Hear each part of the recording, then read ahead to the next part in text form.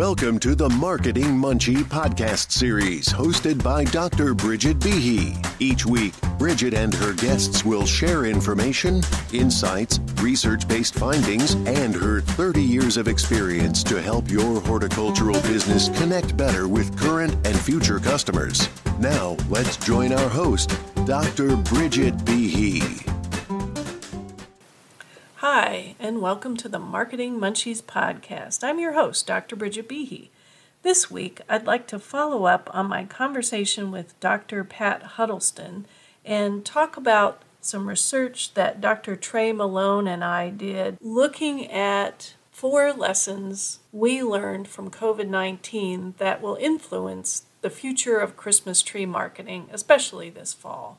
Back in November of 2020, we contracted with Qualtrics, which is an online survey company, to collect 1,350 responses to questions that ranged from Christmas tree purchases to flowering plant purchases for the holiday season to some other related purchases. Overall, the sample was pretty representative of the U.S. population on average.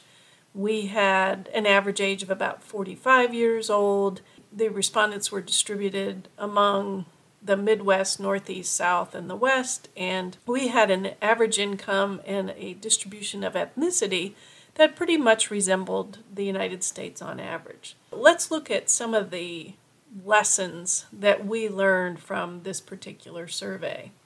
The first lesson was related to family traditions, celebrations, and events attended during the Christmas season. What we found was 42% of the sample had been purchasing a tree from a farm for 10 years or more. This was a long-standing family tradition to go to the Christmas tree farm and make the purchase.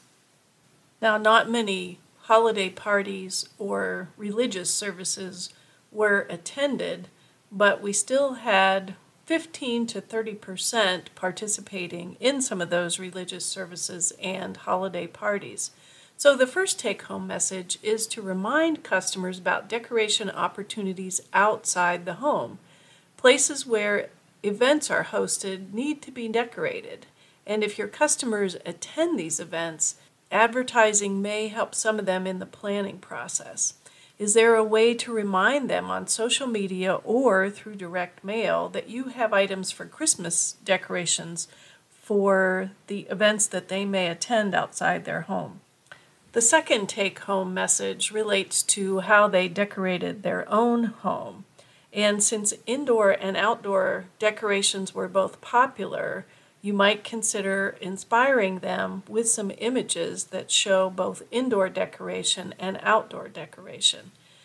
Our results showed that 77% of the sample reported decorating something for Christmas, 36% decorated both inside and outside the home.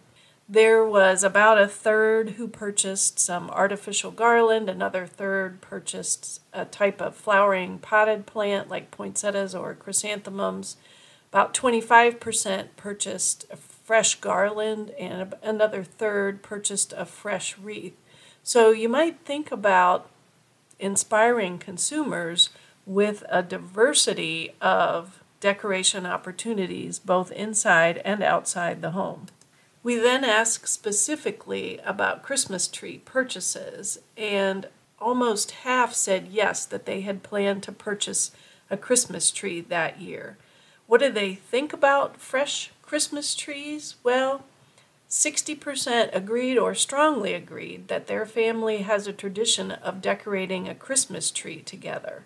And so thinking about some of the imagery that you're going to portray this holiday season, you might think about some of the family opportunities, the events that families might be doing together, including decorating the Christmas tree. It was interesting, we asked about environmental perceptions, such as purchasing a live Christmas tree is environmentally friendly.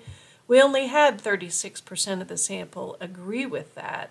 And it was interesting that 45% of the sample agreed or strongly agreed that live Christmas trees are better than artificial Christmas trees. So for some consumers, talking about the environmental impacts of fresh trees versus artificial trees could help underscore the importance of purchasing fresh trees. So the third take-home message is that it appears that many Americans believe that fresh-cut trees are not as good for the environment. And because this is a common misconception, emphasizing the environmental benefits of fresh-cut trees may be an effective strategy to help boost sales. We delved in a little bit deeper to where those Christmas trees were purchased, and many of them were purchased from mass merchants. Yet there were opportunities to purchase multiple items from different types of retailers. And here's where the garden retailers might really shine by offering packages.